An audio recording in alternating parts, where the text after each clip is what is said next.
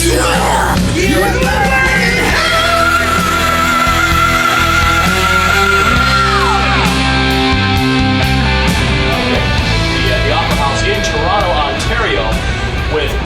Weikath, one of the founding members of one of my top 10 favorite bands of all time, Helloween, who've been around on the heavy metal scene since their 1984 mini EP, which we've got back here. They are touring on their latest CD, which is called Rabbit Don't Come Easy. And it actually, what would say, the fourth lineup change of the band, where you've got Sasha on guitar and Stefan Kaufmann. Schwarzman. Kaufman is a drummer from, and became the guitar player from Weikath. That's a Schwarzman. Kaufman, Schwarzman. Hey, is Grosskopf a real name or is it a stage name? No, it's a real name. I'm running a review on Rabbit Don't Come Easy, and it's billed as your triumphant return. And I want to basically say to people, you guys never left. You guys have been putting out quality albums throughout the years. This Rabbit Don't Come Easy is actually what I like best at this very time. I think it's fantastic. And so I mean, that's like what a Halloween record should be, and nothing strange or nothing educational. You know, that's like, you know, where do we have to learn something about rock music, or why would Halloween have to change so much because we maybe want to circumvent enough work? Or what do I know, maybe things are too complicated, or maybe you want to do this, or maybe you want to do that. That's not the thing that Halloween should be about, because every, hardcore fan knows what he or she likes about Halloween. And I know that too, because I've been there since all the time, and Marcus as well, and even Andy. He's been following the whole thing right from the start, and so we pretty much know what should be Halloween, and so this has not been the case with a few records. Let's say it's been the Pink Bubbles and the Chameleon and the Dark Ride, right? Don't say nothing about Chameleon. That's my favorite album. Yeah, even though it's like brilliant. It's all good albums, but they are just like slightly too different from what, you know, it's like this. You spend 1 up to 2.5 years in one cycle with one album. No? And so let's say like 1.5 or 2 years is too much if you do something like the Chameleon, because the fans, they want something else. But now, see, now you're treading on what I feel is dangerous ground, because I think you have to mature as an artist, and I think in Chameleon you really did mature and wrote some great material. Do you always have to be stagnant, putting out the same stuff? I mean, you could listen to Walls of Jericho, and it's brilliant. You guys were young, you were inexperienced, but it's brilliant. Do you want to put out 20 Walls of Jericho albums? I think the beauty of the fact is that you are maturing, that you do experiment. I think Rabbit Don't Come Easy is the best of every one of those albums. Right, because it has like variety. And so each time you overdo something with one record, if you go like, we want to go tedious, or we want to go slow, or we want to go groovy, don't go and do like a entirely groovy Halloween album only because you're in for like doing the groovy thing. No, like, except they once changed, you know, from like a very interesting, energetic, funny band, you know, to something trained, something like, you know, I never forget that. And they called it like the metal ballet, right? Because they were doing those reverse moves and everything, like we do sometimes. That's fun, but you know, then they went on that doof to the oof to the oof to the oof groove all the time, because they wanted to be like AC/DC, and they overdid it. Because there's Def Leppard, there's AC/DC, and there was Accept the way they were right? And then they changed everything for the benefit of maybe selling more in the United States, or what do I know what it was for? Well, now let's say you don't know what Accept did, but do you know what Helloween did? What was your impetus for going into Chameleon? I can tell you, it's pretty simple. We've built up so many debts over the years with the Keeper tours, right? Some ridiculous amount of money was spent on the Keeper tours, also by our first manager, Lim Knorr. And he didn't oversee things properly and everything, so eventually we had to fire him later on because he almost got us into jail. Because like he forgot about tax things here and this and that, you know, and there were like things, you know, it was very, very dangerous. And we went out of the whole thing like uncut and without getting roughed up. And so we accumulated a ridiculous amount of debts, right? And so with the Chameleon, what we tried was to do like a more poppy album because we thought we can do what we want at that time.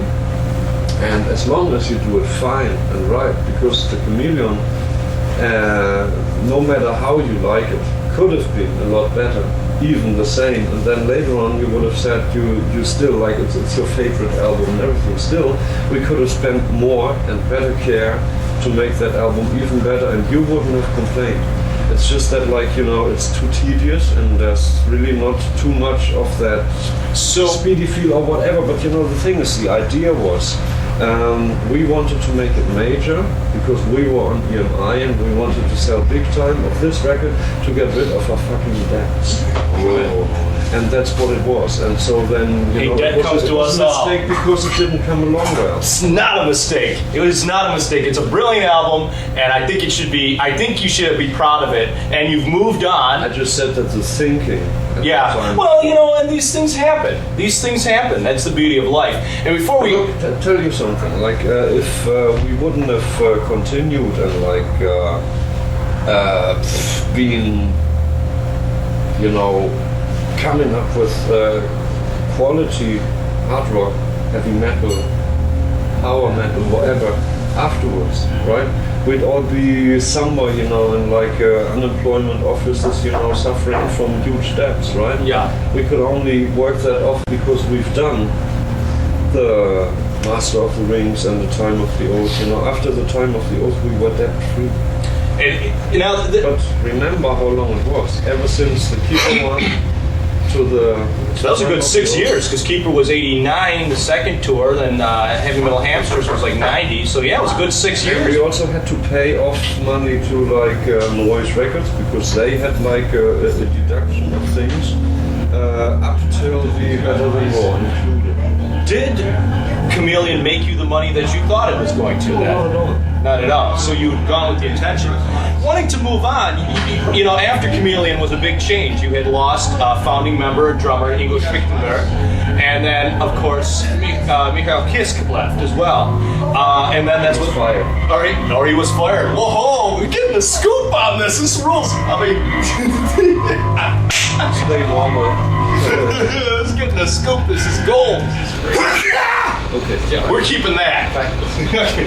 Tell me something about the latest lineup. You had Mickey D, who first came to fame as King Diamond's drummer in Fatal Portrait and Abigail and whatnot. Now he's the drummer of Motorhead. How did that whole transpire? Because long founding members Uli Kusch and Roland Grappo left or were fired. We'll find the scoop soon enough. And how did you get Mickey D? And one hell of a choice. It was just simply because Johnny Bauerfeind, our producer, he obviously knows Mickey D quite well because he's also producing Motorhead. And yeah, that's basically it. I mean, he has the comparison. He knows our characters and he knows what Helloween would need because he's been working on all Helloween similar sounding bands he's been doing as well. Starting with maybe Ambuscade, which is another really good band in Germany who had the difficulties and eventually come back in one way or another. That's what he actually started out with. So I mean, Charlie has a history of bands working with him, saying to him, please make us some Helloween sound, you know, like they sound like we would like to sound, or you know, to give across like that impact that like we're sounding like Helloween, I mean, because they like it so much. So he's been working more on all this and he's been perfectionizing all this. even without us. And so finally he ended up working with us because, well, I met him at the Chateau studio where we've done The Master of the Rings and The Time of the Oath and The Chameleon. And he co-produced, he started with you guys on The Dark Ride, where he co-produced it with Roy Z, who did a lot of work with Bruce Dickinson and Rob Halford. And so, well, he got to know us that way, and then, well, he was actually involved in working with us. And what he told us in the very beginning was, like, I've been doing so many Helloween similar bands now, and now I'm finally out for achieving like the real thing with the real Helloween band. And so then we came up with something like The Dark Ride. Even he couldn't understand quite well, but there was like a majority of band members who wanted to do something like The Dark Ride. And well, I was more or less against it, and I also said so, but then on the other hand, you know, I got to be a little bit professional and keep the thing going for as long as people wanted. So, knowing us from like a hard time, namely The Dark Ride production, and seeing us around in the new production for the Rabbit Don't Come Easy album, and well, I mean, this little handy dandy ashtray. Exactly. And so, well, it was like you go somewhere and it says like, sorry, you can't smoke here, and there's no ashtray provided. You know, what do? You take this. Anyways, you wily little German, you. I'm terrible. Oh. And so I'm her terrible lover. And yeah, thing is that, knowing us as well as he does, like he decided to, well, call Mickey D for doing the drum parts, because obviously Mark Frost was very, very ill and he couldn't possibly record anything. And so that's been the best choice, and also actually he's a guy of his own standards, and so he's working for and with Motorhead, and so there wouldn't be any faint logical rumors to say he may join Helloween, which was not in our interest at that time, because we still hoped that Mark would recover from what he had Epstein-Barr disease. And eventually we had to look yet for another drummer, because B-sides were to be made and bonus tracks. And there was no one there, because like Mickey D, he was out in Japan with Motorhead doing his shows. Did he, so he basically, how did you guys work out it? Did you send him demo tapes and then he came one day in the studio, laid down the tracks and was Nothing done? like that, no. I mean, he's like a hyper-professional power station, and he just came down for the few days he had in between. He couldn't see his family because of that. He only had like a few days in between, 4 days. Came in and cut the album. Just like listen to the pilot tracks. Luckily enough, we had all them tracks pre-recorded and scratch guitar tracks and click tracks, on the computer, and click track and everything. And so he had something to relate to, and actually could get right into recording. Wow! He sounds like he's played with you the whole time, because it is just, well, he's just such a stupendous drummer. It's just because he fits. He fits, like yes. He's also like not the youngest guy, so he's like kind of classical metal musician. There you go. And like, I mean, we've been starting out around the same time, so, you know, and there's another bit to it, because he likes classic rock. You know? So there's no misunderstanding possible. He would be there and he'd go like old school, and he'd go like, I sense, let me try something. And this is just like the way it was. He's been battering the drum, you know, like no one would, and so actually the Sonar signature drum set is feeling right. If somebody's battering it that way, you know, it's developing its real sound. If you just touch it less, it won't sound as what it's designed for.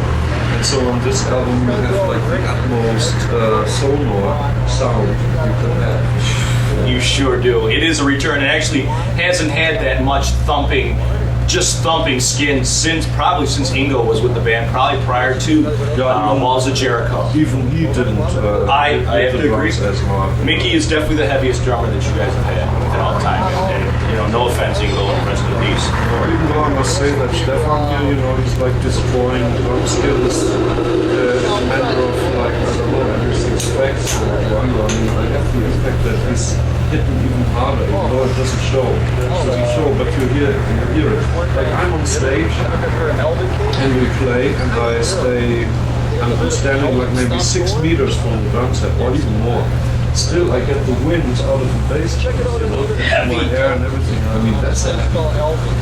Tell us, this is your first tour of North America, and since 1989, you've come across the pond a couple of times on a one-off gig here or there, but you have not really done a major tour of North America since. We could have, but on the other hand, you know, it's like this, there wasn't really much response from the side of any local promoter. And then we had no reliable record sales numbers, because like the American record companies we used to have, namely Weikath or Belleville, got dismantled right when our sales started to take on well. And so it was always like, what kind of sales does Helloween have in the States? Oh, we don't know, kind of stopped around there, you know. So like, what can you do? Why did you decide to take the plunge this time around? Oh, we didn't decide that. It was just like decided of the management, and because they felt the buzz, and you have confirmation from the websites for this. So there's a buzz going. They sense that. Apart from that, rock music is coming back big time in America, and well, South America anyway. We're playing the hugest concerts now in South America, which never really changed, because these people are very conservative when it comes to rock music, and they don't have their taste easily recorded. The most important thing is that, like the aforementioned acts, they have to come up with interesting records. If there's no new bands coming up with really good stuff, then it's got to be at least the old acts doing proper records, right? And so if that's not maintained, you can forget about rock music. You guys, see, the big thing with you guys is you never stop putting out good music. You never reinvent. I mean, yeah, you can say, oh, we did Chameleon, we did the Dark Ride, we meandered here and there, but I mean, what about better than Raw? You know, there's one thing. Master the Time of the Oath, Master the Rings. There's one thing that, like, Uli and Roland said, was like, you know, it's getting too old-fashioned, or I know, not interesting enough, and they wanted to change into some more modern direction. Actually, that's what took place with the Dark Ride. And you say we've been doing quality outputs, and that's what I said. So obviously there was like some tension. Tension within the band. And you know, you can do it either way or the other way, and I'd rather do it that way. Do you feel a renewed strength with Rabbit Don't Come Easy, that the band finally has a focus, finally has a best of, finally, you've gone here with Chameleon, you've gone here with the Dark Ride, you've gone here with, you know, all these, and finally all the pieces of the puzzle fit together with Rabbit Don't Come Easy, and this would be, you know, the start of many more albums, not just copy off albums, but, you know. That's what I hope will take place. And also on the other hand, we have more integrity now, and we also seem to have a more like charismatic output this way, the way we are now. Because there was something wrong in the chemistry with the band before. And it affected the overall karma of the band. Exactly. It affected the music. And also like the reaction of the fans. So I mean, they just Helloween for granted, just like, nothing new there, you know, kind of that way. And now when we come somewhere, you know, like Stefan is a guy who has a certain karma and charisma, right? So he puts across something just by being the guy he is. And Sasha as well. And all together, we feel when we arrive at an airport, like, no, it's a different thing. It's more happening than it was before. Do you feel renewed strength? You feel like almost back to when you first came out in a way. That's a magical thing. I mean, you do this, you are the band you are the persons you are, and you know, people don't even necessarily sense it themselves, or they take it for real or something, but it is that way. We're coming somewhere, and just like a lot more magic is oozing out from the fans as well as us. So that's like some interactional thing going on which nobody can stop. And I just know this from before, because it's just similar as with like the ideal lineup we had with Michael Kiske and Kai Hansen before, right? We know those reactions, and this is actually coming back a little bit. Great, and we're in store for one hell of a show tonight. I hope. I'll be there screaming. Michael, Michael, Weikath, Vikey, whichever you prefer. I'd like to thank you for taking time out of your busy schedule to do this interview with us. Really appreciate it. I've been a fan of you guys for years. Well, that'd be great. Okay. Give me a black Sharpie or something. Oh, I've got a green Sharpie and a blue No, Sharpie. that's crap. We want to. I didn't bring a black.